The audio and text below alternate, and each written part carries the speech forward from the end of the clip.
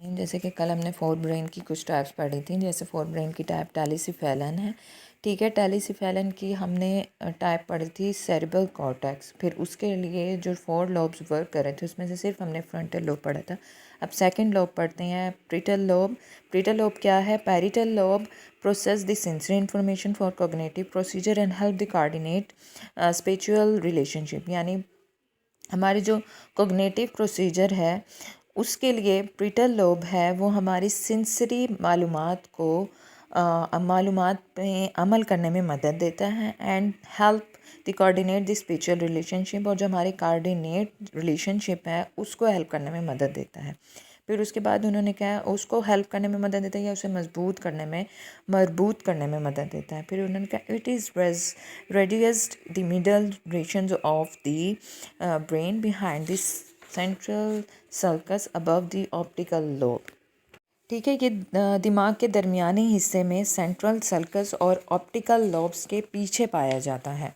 फिर इसके बाद उन्होंने क्या कहा? उन्होंने कहा it is associate with the sensory cortex and the process information about touch, taste, procedure, pain, heat and cold. ठीक है, ये कहाँ पाया जाता है? उन्होंने कहा ये सेंसरी कॉर्टेक्स और जो हमारा इंफॉर्मेशन प्रोसेस है जैसे कि टच, टेस्ट, दबाव, पेन, हीट एंड यानी ठंडा और गर्म, इन सब में पाया जाता है। फिर इसके मेजर रिजॉइंस हैं जिसमें उन्होंने कहा प्राइमरी सेंसरी एरियाज़ में होता है, सेकेंडरी सेंसरी एरियाज़ में होता है और एसोसिएशन एरियाज़ में होता है। फिर इसके फंक्शंस क्या होते हैं? फंक्शंस जो होते हैं उसमें है control sensation, send messages to body. ठीक है, मैसेज जो है हमारे बॉडी के वो सेंड कर रहा है। Regulation and processing the body.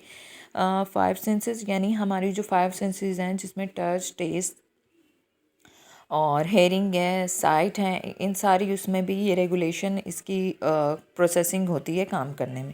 Movement and the visuals orientation, जो हमारी मूवमेंट है और जो हमारी देखने की सलाहियत है उसको पे भी ये काम करता है। जो हमारी परसेप्शन होती है और रिकॉग्निशन उन पे भी काम करता है। सेंसिंग या पेन, प्रोसीजर एंड टच यानी हमारे दर्द, हमारा दबाव और हमारा जो टच करने की है उसमें भी इसके फंक्शंस काम करते हैं। Cognition, information of the processing यानी हमारे सोचने समझने की और जो इंफॉर्मेशन होती हैं उसके प्रोसेस करने में यानी उसके काम करने में भी ये इसके फंक्शंस हेल्पफुल होते हैं। फिर लेजियंस है, लेजियंस में क्या है? क्रिटिकल सेंसरी लूज और स्ट्रीगोनोसिस। फिर उसके बाद सेंसरी डेक्सेनिया फिट्स जैसे आते हैं उसमें भी इस डिसऑर्डर, बॉडी के जो डिसऑर्डर स्कीम उसमें भी होता है।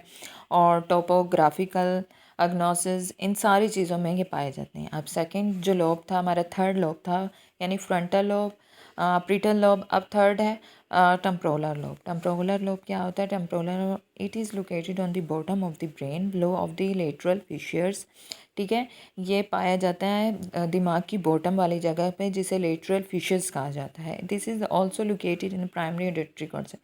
और उन्होंने कहा है कि प्राइमरी ऑडिटरी कॉर्टेक्स में भी पाया जाता है, ये लोकेटेड होता है।